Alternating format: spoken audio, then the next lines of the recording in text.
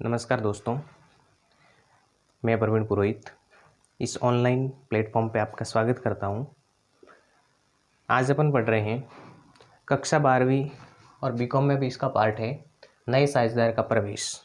ठीक है, पहले अपन ने एक लेसन पढ़ लिया है, 10 भागों में अपन विभाजित किए थे। एक लेसन के 10 अपन ने वीडियो बनाए थे। ठीक है, 10 भाग बनाए थे, वो अपन ने पढ़ लिया है साझेदारी फर्म का सामान्य परिचय। ठीक है, आज अपन पढ़ेंगे नए साझेदार का प्रवेश। नए साझेदार का प्रवेश दूसरा लेसन है, उसका भाग फर्स्ट पढ़ रहे हैं। ठीक है, अब समय गवाए बिना अपन स्टार्ट कर देते हैं। अब देखिए, इसका पहले अपन को महत्वपूर्ण इसमें कोई नए नए शब्द आपको सुनने को मिलेंगे। जो अपन ने लेसन फर्स्ट में पढ़ा था उसमें तो वो शब्द थे नहीं। ठीक है, लेकिन अब ये दूसरा लेसन है, इसमें आपको नए नए शब्द सुनने को मिलेंगे। वो एक दो जो शब्द हैं वो मैं आपको समझा देता हूँ क्या क्या है। साझेदारी फर्म का पुनर्गठन, मैं लिख देता हूँ फर्म का पुनर्गठन। दूसरा आपको शब्द मिलेगा नए साझेदार का प्रवेश।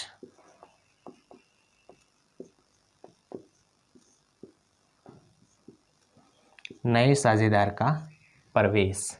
एक और आपको शब्द मिलेगा नया लाभ विभाजन अनुपात। नया लाभ विभाजन अनुपात। फिर आपको एक और शब्द मिल सकता है त्याग अनुपात। फिर आपको मिलेगा ख्याति, और एक और शब्द मिल सकता है पुनर्मूल्यांकन खाता।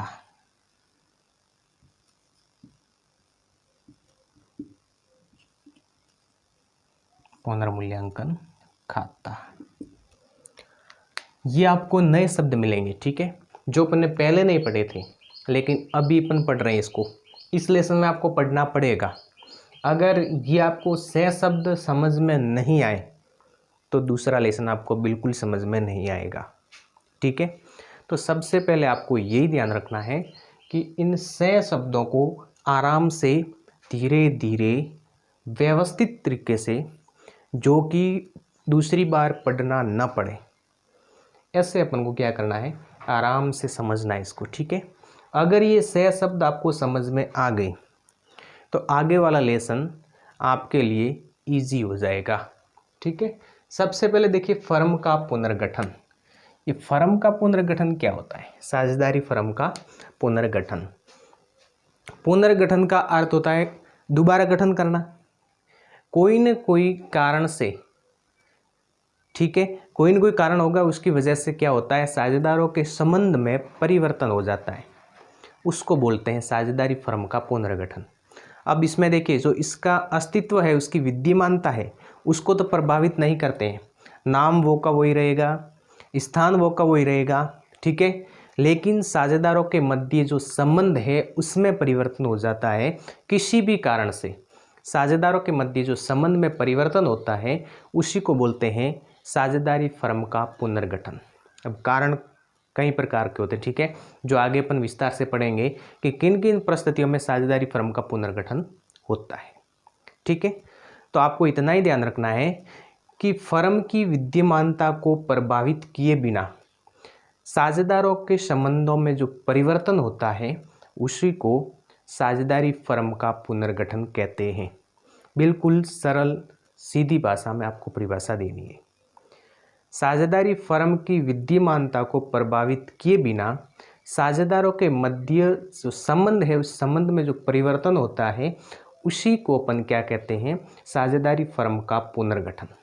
पहला शब्द मुझे ऐसे लगता है, मुझे विश्वास है कि आपको समझ में आ गया होगा। अब दूसरा शब्द देखिए, नए साझेदार का प्रवेश।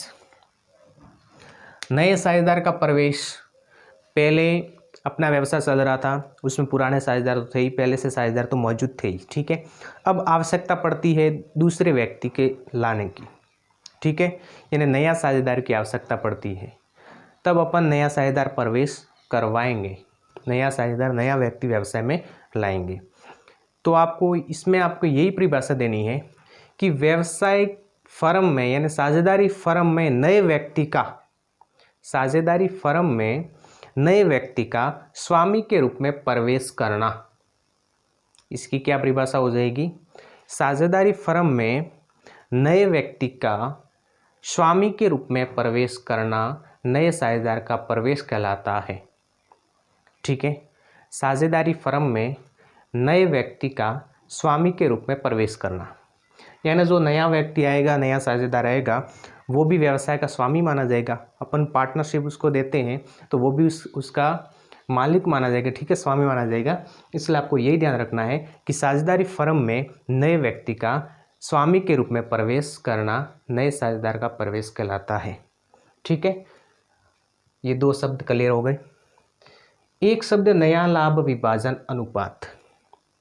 अब देखिए नया लाभ विभाजन अनुपात कैसे होता है वो आपको विस्तार से तो अलग से समझा दिया जाएगा। आपको पहले शब्द को पकड़ना है कि ये शब्द क्या कहना चाहते हैं। ठीक है, तो नया लाभ विभाजन अनुपात, इसकी परिभाषा अगर आपको देनी है तो क्या परिभाषा दोगे? नए साझेदार के पश्चात या नए साझेदार के साथ या सहित सभी साझेदारों का अनुपात, नए साझेदार के सहित सभी साझेदारों का जो लाभ विभाजन अनुपात होता है वो अनुपात नया लाभ विभाजन अनुपात कहलाता है। ठीक है, या फिर आप ये भी कह सकते हो कि नए साझेदार के पश्चात नए साझेदार के सहित सभी साझेदारों का लाभ विभाजन अनुपात होता है, वो अनुपात क्या कहलाता है? नया लाभ विभाजन अनुपात। ठीक है, ये तो था नया लाभ विभाजन अनुपात। नए लाभ विभाजन अनुपात में जो पुराना अनुपात था यानी पुराने साझेदार थे उनके साथ में नया साझेदार का भी अनुपात जुड़ जाएगा और नया सभी साझेदार जो एक साथ में लाभ विभाजन अनुपात में बांटेंगे वही अनुपात क्या कहलाएगा? नया लाभ विभाजन अनुपात। ये तीन शब्द आपके क्लियर हो गए। त्याग का अनुपात। अब देखिए त्याग का होता है छोड़ना। ठीक है, त्याग का होता है समर्पण करना, छोड़ना, किसी को देना। ठीक है, तो त्याग के अनुपात में क्या आ जाएगा? देखिए नए साझेदार के पश्चात पुराने साझेदारों के हिस्से में, नए साझेदार के प्रवेश के पश्चात पुराने साझेदार के लाभ के हिस्से में जिस अनुपात में कमी होती है उस अनुपात को त्याग का अनुपात कहते हैं। नए साझेदार के प्रवेश के पश्चात पुराने साझेदारों के लाभ के हिस्से में जिस अनुपात में कमी होती है उस अनुपात को ही त्याग का अनुपात कहते हैं। ठीक है, ये आपका था त्याग का अनुपात। अब त्याग का अनुपात क्या होता है, उसको कैसे निकाला जाता है, इसके बारे में तो अपन एक्सप्लेन करेंगे। पर्सनल इसका टॉपिक लेंगे त्याग का अनुपात। आज का टॉपिक होगा त्याग का अनुपात। ठीक है, ऐसे अपन पर्सनल अपन टॉपिक लेंगे और उसके अनुसार ही अपन समझेंगे आगे। ठीक है, विस्तार से। फिर है ख्याति। ख्याति किसे कहते हैं? व्यावसायिक फर्म का या साझेदारी फर्म की जो प्रतिष्ठा होती है उसको मौद्रिक मूल्यांकन किया जाता है। ठीक है, जैसे कि ख्याति का अर्थ ही तो होता है अपने, जैसे कि साधारण भाषा में पैठ बोलते हैं, गुडविल, इंग्लिश में उसको गुडविल बोलते हैं। ठीक है, साधारण भाषा में उसको पैठ बोलते हैं। ऐसे अपन भाषा में बोलते हैं प्रतिष्ठा। ठीक है, इज्जत, जो मान। ठीक है, तो उस व्यवसाय की जो प्रतिष्ठा होती है उसको मूल्य में तोलना, मौद्रिक मूल्यांकन करना उसका, कि कितनी फैट है, कितनी गुडविल है। ठीक है, जैसे कि 5 लाख के अपन आंक सकते हैं। ठीक है, 3 लाख के आंक सकते हैं। जैसा कि अपने सबकी सहमति से जितनी गुडविल होती है उसको क्या करते हैं अपन? मौद्रिक मूल्यांकन करते हैं। यानी व्यवसाय की यानी साझेदारी फर्म की जो प्रतिष्ठा है उसको मौद्रिक मूल्यांकित करना ही क्या कहलाता है? ख्याति कहलाता है। ये तो था ख्याति। फिर है पुनर्मूल्यांकन खाता। अब नया साझेदार प्रवेश करेगा। जब नया साझेदार प्रवेश करेगा तो उसके लिए एक प्रोसेस होता है कि जो नया साझेदार आएगा वो जिस डेट को प्रवेश करता है उससे पहले वाले किसी भी कार्य का उत्तरदायी नहीं होता है। जैसे कि आज उसने प्रवेश किया तो आज से पहले जितने भी कार्य हुए हैं, जितने भी संपत्ति है, जितना भी लाभ कमाया है, जितने भी दायित्व है, जितना भी भुगतान अपन को करना है, लेनदार देनदार, उसके बारे में किसी पे भी उसका कोई उत्तरदायी नहीं होता है। कोई दायित्व नहीं चुकाएगा, न लाभ में इच्छा प्राप्त करेगा। तो उसके लिए अपन क्या करते हैं कि जिस दिन वो प्रवेश करता है उसी दिन तक जितना भी लाभ होता है, हानि होती है, उसके बारे में अपन को क्या करना पड़ता है, गणना करनी पड़ती है। ठीक है, क्योंकि वो लाभ में इच्छा तो पुराने साझेदार है, उनके द्वारा जो लाभ कमाया हुआ है नए साझेदार को देंगे नहीं, क्योंकि उसके प्रवेश से पहले कमाया हुआ है। और अगर दायित्व कोई चुकाना है तो नया साझेदार नहीं चुकाएगा, क्योंकि उसके गैर हाजिरी में उनका काम हुआ है। ठीक है, उसके आने के पहले काम हुआ है तो उसके लिए उत्तरदायी नहीं होगा। तो उसके लिए एक खाता बनाया जाता है जिसका नाम है पुनर्मूल्यांकन खाता। नए साझेदार के प्रवेश पर संपत्तियों के पुनर्मूल्यांकन और दायित्व के पुनर्निर्धारण के लिए, यानी साझेदारी फर्म के पुनर्गठन पर संपत्तियों के पुनर्मूल्यांकन व दायित्वों के पुनर्निर्धारण के लिए जो खाता बनाया जाता है उस खाते को अपन बोलते हैं पुनर्मूल्यांकन खाता, रीवैल्यूएशन अकाउंट। इंग्लिश में इसको बोला जाता है रीवैल्यूएशन अकाउंट। ठीक है, ये थे आपके 6 शब्दावली जो आपको नए शब्द मिलेंगे इस लेसन में। पहले अभी तक आपने नहीं सुने होंगे। ठीक है, लेकिन ये लेसन पढ़ेंगे उसमें ये 6 शब्द आपको बहुत बहुत बहुत मदद करेंगे। ठीक है, अब देखिए आगे, ये तो थे शब्द। अब अपन को पढ़ना है साझेदारी फर्म का पुनर्गठन। साझेदारी फर्म का पुनर्गठन। अब साझेदारी फर्म का पुनर्गठन क्या होता है अपन शब्द तो पढ़ लिया है और उसको विस्तार से पढ़ना पड़ेगा। तो साझेदारी फर्म का पुनर्गठन में देखिए,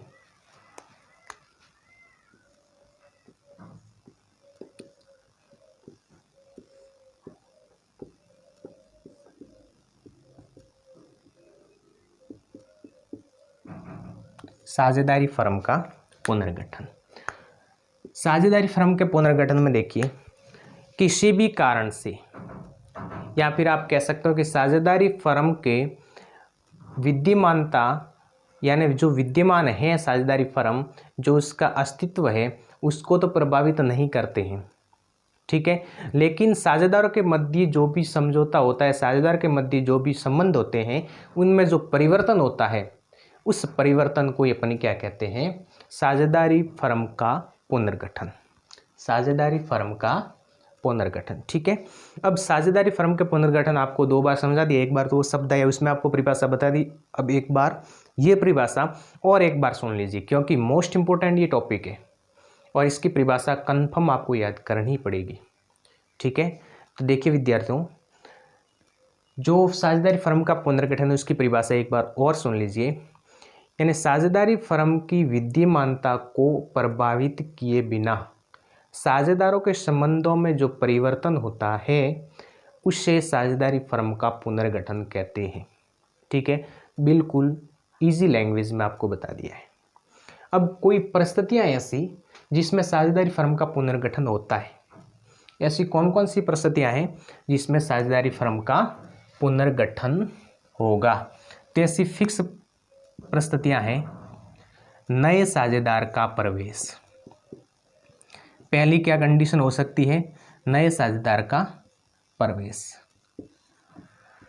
यानी कोई नया साझेदार प्रवेश करेगा तो लाभ विभाजन अनुपात में परिवर्तन होगा, पूंजी में वृद्धि होगी, ख्याति में परिवर्तन होगा। ठीक है, ख्याति का मूल्यांकन करना पड़ेगा। कहने का मतलब साझेदारी फर्म का पुनर्गठन कब होगा, यानी परिवर्तन कब होगा, आपको यही ध्यान रखना है कि फर्म में परिवर्तन कब होगा, हलचल कब होगी। हलचल कब होगी, जब नया साझेदार प्रवेश करेगा तो। ठीक है, नया साझेदार प्रवेश करेगा तो पूंजी लाएगा, पुराने साझेदारों के हिस्से में कमी होगी। ठीक है, कई प्रकार का आपको परिवर्तन करना पड़ेगा। ठीक है, तो नए साझेदार के प्रवेश पर आपके फर्म का पुनर्गठन हो सकता है। दूसरा आपके है पुराने लाभ विभाजन अनुपात में परिवर्तन। साझेदारों के लाभ विभाजन अनुपात में परिवर्तन लिख दो आप। साझेदारों के लाभ विभाजन अनुपात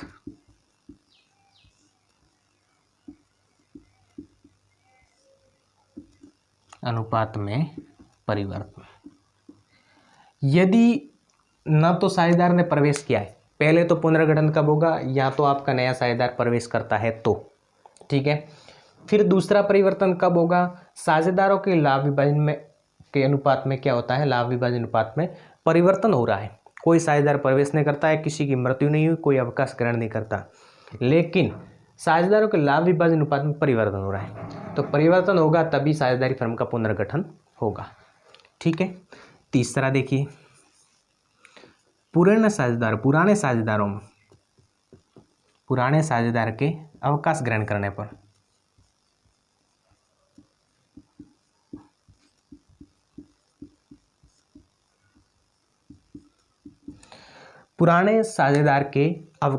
करने पर आपके जैसे कि 4 पार्टनर्स थे, ठीक है, और उसमें से एक व्यक्ति, एक साझेदार है, वो अवकाश ग्रहण करता है। अब अवकाश ग्रहण करने के भी कई कारण हो सकते हैं, ठीक है, लेकिन वो कारण भी आपको समझा दिया जाएगा कि उसके क्या कारण हो सकते हैं। तो देखिए, पुराना साझेदार है वो अगर अवकाश ग्रहण करता है तो भी आपको साझेदारी फर्म का पुनर्गठन करना पड़ेगा। ये फिक्स परिस्थिति है, ये होने पर फिक्स है आपके कि साझेदारी फर्म का पुनर्गठन होगा, निश्चित है। ये अगर कंडीशन है, ये जो इंसिडेंट है, इसके कारण क्या हो जाएगा, साझेदारी फर्म का पुनर्गठन होगा। फिर है पुराने साझेदार का अवकाश, फिर किसी साझेदार की मृत्यु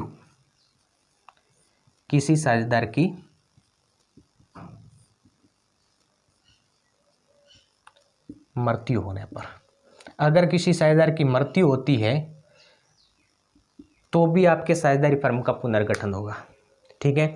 ये फिक्स कंडीशन है, आपको रटना है, ठीक है, बिल्कुल कंफर्म है। ऐसा प्रश्न बनेगा कि साझेदारी फर्म के पुनर्गठन किन किन परिस्थितियों में होता है, ठीक है। तो यही परिस्थितियां हैं, नए साझेदार का प्रवेश, साझेदारों के मध्य लाभ विभाजन अनुपात में परिवर्तन, पुराने साझेदार के अवकाश ग्रहण करने पर, किसी साझेदार की मृत्यु होने पर, या फिर इसके बाद 5वीं कंडीशन है 2 फर्मों का एकीकरण होने पर।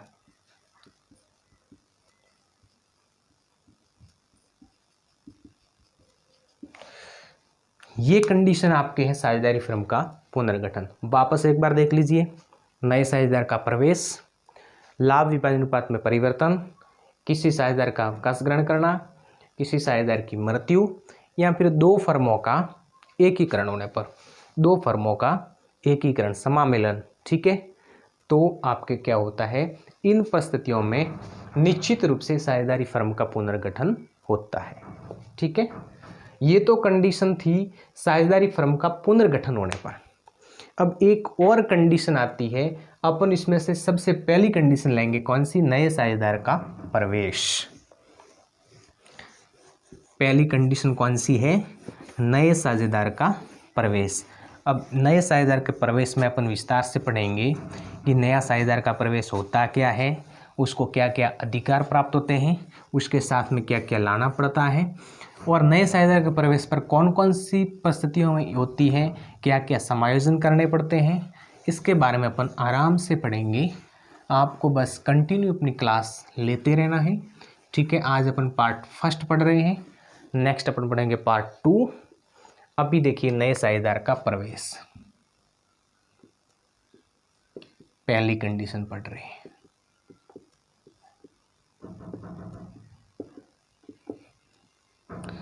अब नए साझेदार का प्रवेश होता क्या है, भारतीय साझेदारी अधिनियम 1932 के अनुसार जब नया साझेदार को प्रवेश दिया जाएगा, जब सभी पुराने साझेदार प्रवेश के लिए सहमत हो। कब उनको प्रवेश दिया जाएगा, जब सभी पुराने साझेदार हैं वो उनके प्रवेश के लिए अगर सहमत होते हैं, तब ही उसको नया साझेदार बनाया जाएगा, उसको प्रवेश दिया जाएगा, ठीक है। पहले तो ये ध्यान रखना है, नए साझेदार का प्रवेश में भारतीय साझेदारी अधिनियम 1932 की धारा 31 के अनुसार, अगर धारा याद नहीं रहे तो कोई समस्या नहीं है, लेकिन धारा 31 है के अनुसार नए साझेदार को प्रवेश कब दिया जाएगा, जब सभी पुराने साझेदार सहमत हो, ठीक है। और जब आने वाला साझेदार है, नया साझेदार जो प्रवेश लेता है, वो उस प्रवेश से पहले वाले किसी भी फर्म के कार्य पर उत्तरदायी नहीं होगा। ये आपको ध्यान रखना है। प्रवेश से पहले जो भी फर्म ने कार्य किए हैं उस कार्य के लिए वो उत्तरदायी नहीं होगा। ये आपको मौखिक रूप से मैं कह रहा हूँ, यहाँ पे लिखित रूप से तो संभव नहीं है क्योंकि टाइम ओवर हो रहा है, ठीक है। मौखिक रूप से कह रहा हूँ, आपको परफेक्ट ये शब्द एक एक सुनना है, एक बार नहीं तो दोबारा वापस रिपीट करके आप वापस परिभाषा पढ़ सकते हो, ठीक है। और आपको कंफर्म करना है। अब नए साझेदार को 2 अधिकार प्राप्त होते हैं। क्या क्या अधिकार प्राप्त होते हैं? अधिकार उसके अधिकार 2 होते हैं। एक तो होता है संपत्ति में इच्छा प्राप्त करने का अधिकार, संपत्ति में इच्छा प्राप्त करने का अधिकार। दूसरा है भावी लाभों में इच्छा प्राप्त करने का अधिकार।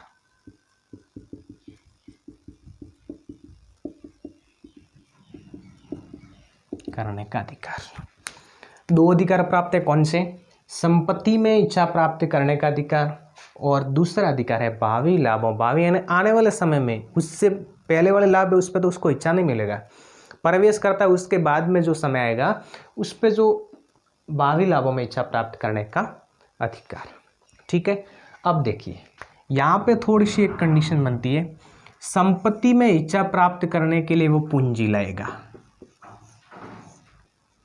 संपत्ति में इच्छा प्राप्त करने के लिए नया साझेदार है वो पूंजी लाएगा, और भावी लाभों में इच्छा प्राप्त करने के लिए वो ख्याति लाएगा, जिसको अपन बोलते हैं गुडविल, ठीक है। संपत्ति में इच्छा प्राप्त करने के लिए पूंजी लाएगा, भावी लाभों में इच्छा प्राप्त करने के लिए ख्याति लाएगा, ठीक है। ये तो थे इसके अधिकार। अब इसके प्रवेश पर क्या क्या समायोजन करने पड़ते हैं वो आपको थोड़ा सा ध्यान देना है, ठीक है। क्या क्या समायोजन करने पड़ते हैं उसके बारे में थोड़ा सा आपको ध्यान देना है। अब देखिए समायोजन क्या क्या करेंगे नए साझेदार के प्रवेश पर।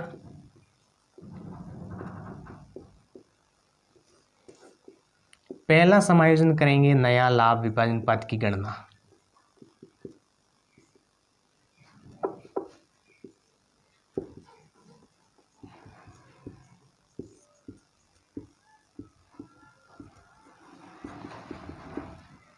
नए लाभ विभाजन अनुपात की गणना।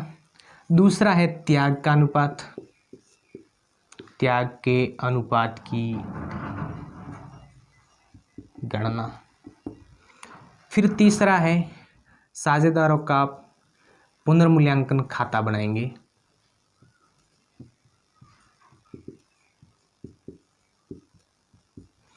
या फिर कह सकते हो संपत्तियों का पुनर्मूल्यांकन और दायित्वों का पुनर्निर्धारण करेंगे, ठीक है। फिर इसके बाद में ख्याति का मूल्यांकन,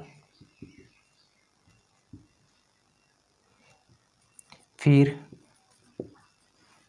पूंजी का निर्धारण करेंगे अपन, या पूंजी का समायोजन कह सकते हो आप, पूंजी का समायोजन करेंगे। फिर जो संचय है, अवितरित लाभ है या फिर हानि है, उनका समायोजन करेंगे, ठीक है। अब देखिए नए साझेदार के प्रवेश पर समायोजन क्या करेंगे, नया लाभ विभाजन अनुपात की गणना करनी पड़ेगी, ठीक है। त्याग के अनुपात की गणना करनी पड़ेगी, पुनर्मूल्यांकन खाता बनाना पड़ेगा, किसके लिए, संपत्तियों के पुनर्मूल्यांकन के लिए और दायित्वों के पुनर्निर्धारण के लिए। ख्याति का मूल्यांकन करना पड़ेगा, ख्याति कितनी है, क्योंकि ख्याति का हिस्सा वो लेके आएगा, ठीक है। पूंजी का समायोजन करना पड़ेगा क्योंकि पूंजी भी वो लेके आएगा, इसलिए पूंजी निर्धारण करने के लिए पूंजी का समायोजन करना पड़ेगा। संचय जो पहले से रिजर्व पड़ा है या फिर अवितरित लाभ और हानियाँ पड़ी है उसको समायोजन करना पड़ेगा। अगर लाभ है तो पुराना साझेदार देंगे नहीं उसको, नए साझेदार को, और हानि है तो नया साझेदार उसका वहन नहीं करेगा। तो उसके लिए अपन क्या करेंगे, ये सह समायोजन निश्चित रूप से करने पड़ेंगे जब नया साझेदार प्रवेश करेगा तब, ठीक है, बिल्कुल ईजी है, कोई समस्या नहीं है। नया साझेदार आएगा तो लाभ विभाजन अनुपात नया ज्ञात करना पड़ेगा, त्याग का अनुपात ज्ञात करना पड़ेगा, क्योंकि नया साझेदार आएगा तो पुराने साझेदारों के हिस्से में कमी होगी, तो त्याग का अनुपात ज्ञात करना पड़ेगा। ठीक है, पुनर्मूल्यांकन खाता बनाना पड़ेगा, ख्याति का मूल्यांकन करना पड़ेगा, पूंजी का मूल्यांकन करना पड़ेगा, संचय अवितरित लाभों में हानि के लिए भी आपको क्या करना पड़ेगा, समायोजन करने पड़ेंगे। इसी के साथ में आज की क्लास को यहीं पे स्टॉप कर देते हैं। नेक्स्ट अपन मिलेंगे कल वापस भाग 2 में। ठीक है, और कल पढ़ेंगे अपनी स्टार्टिंग नए लाभ विभाजन अनुपात की गणना करना कैसे करेंगे। एक एक टॉपिक सभी विस्तार से आराम से पढ़ेंगे, बिल्कुल आपको समझ में आए ऐसे पढ़ेंगे। ठीक है, ठीक है। इसके साथ में अपने दोस्तों को ये वीडियो अधिक से अधिक विद्यार्थियों तक पहुंचाएं, क्योंकि इस संकटकालीन समय में अब देखिए सभी व्यवसायों के ऊपर संकट था, ठीक है, सभी आम पब्लिक पे संकट था, लेकिन अभी जो संकट है अभी विद्यार्थियों पे संकट है। विद्यार्थियों के ट्यूशन बंद, कोचिंग सेंटर बंद, स्कूलें बंद, कॉलेज बंद। ठीक है, इसीलिए शिक्षा के क्षेत्र में जो भी विद्यार्थी हैं उस विद्यार्थियों के लिए ही सबसे बड़ा नुकसान है अभी, और उसी के लिए घर बैठे आप आराम से अपनी स्टडी जारी रख सकते हैं। तो अधिक से अधिक विद्यार्थियों तक पहुंचाएं, अपने दोस्तों और रिश्तेदारों तक पहुंचाएं। ठीक है, लाइक करें, शेयर करें, सब्सक्राइब करें। इसी के साथ में धन्यवाद।